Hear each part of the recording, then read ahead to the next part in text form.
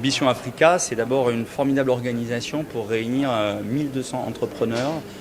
africains et français pendant 2 jours. Et on sait à quel point c'est parfois difficile avec les contraintes liées à la crise sanitaire.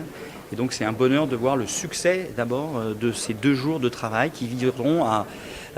permettre les rencontres entre chefs d'entreprise, de permettre d'évoquer les enjeux qu'il y a en matière de financement de l'économie africaine, en matière de formation de la jeunesse, les opportunités qu'il y a secteur par secteur en Afrique, dans les partenariats entre entreprises françaises et entreprises africaines. Je pense à la ville durable. Les villes africaines doublent de taille tous les 10 ans, donc vous imaginez les besoins qu'il y a en matière de construction, de transport, d'eau, d'assainissement, de villes connectées, de villes intelligentes. Question aussi bien sûr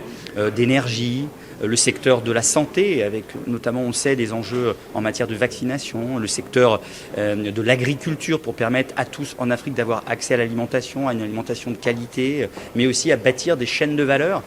plus complètes sur place pour créer la valeur et des emplois sur place et pas simplement assister à une exportation de matières premières de l'Afrique vers d'autres pays. Tous ces secteurs, tous ces enjeux vont être partagés pendant 2 jours avec des partenaires publics et privés, mais aussi avec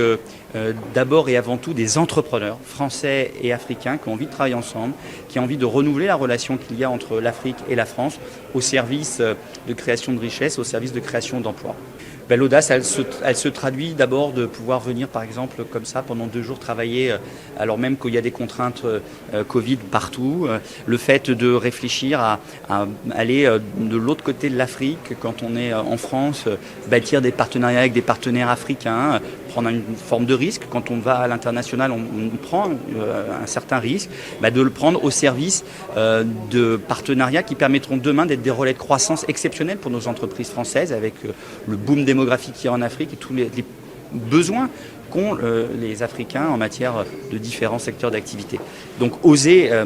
avoir de l'audace, c'est oser l'aventure internationale, plus largement, et spécifiquement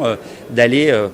en Afrique pour créer des partenariats, créer des affaires, faire du business là-bas. Oui, on s'aperçoit qu'il y a une diaspora qui est très désireuse de créer des liens particuliers avec